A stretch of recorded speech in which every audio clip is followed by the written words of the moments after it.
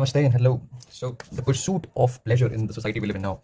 If you observe closely, the crisis that human populations around the world is facing in the present moment, you are facing. If you check your nearby people, they are facing the same mental crisis because the pursuit of pleasure, which was always deep down in your very, very innards, there, now it's coming at surface.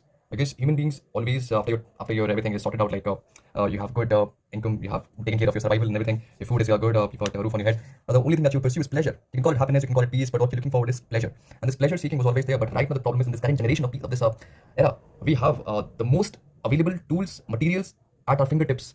You've got food at one click. You've got reels at one click. Everything's available with a simple tap of button. This is the reason. Now you can seek for pleasure and you can get it instantly available. You can get your dopamine triggers instantly available. Doom, dopamine drug hits. Doom, hit your brain with new shots of dopamine. So that is why you can easily drug your brain, reward yourself with dopamine triggers without doing hardly anything. You can simply eat, consume more content, more reels, and get high. And because this pursuit of pleasure, which was always there embedded in human innards, is finding an expression, and a distorted expression with the current age of information we are in. Because now we have full capacity to destroy ourselves through constant triggering our own dopamine levels without making any efforts, any physical efforts, or to get that reward. Because simple with one click, I can consume content, material, anything, and get a dopamine pleasure hit. So this pursuit of pleasure, which you are facing, you're actually experiencing, and the people around you will create the same restlessness and hollowness that you carry within, which is pursuing for pleasure. Because right now that is what is missing in you. Because you cannot be in that pleasant state without accumulating or consuming. So that's why you will end up swiping more reels.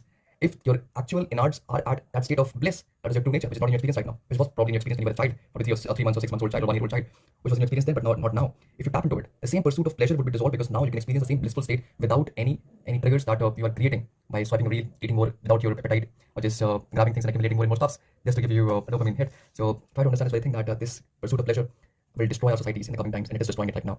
So make sure that you work on your inner hollowness and restlessness, which will drive you to that state where you will end up consuming more for the pursuit of pleasure only, and will end up being more restless, more hollow from within, more stressful, and your depression and anxiety and panic attacks will take in no sooner if you don't work on this aspect. Therefore, you have to make sure how to deal at least with this scenario, wherein how you can address this false sense of happiness that it gives you, this consumption cycle of eating, repeating, consuming, watching reels, swiping videos.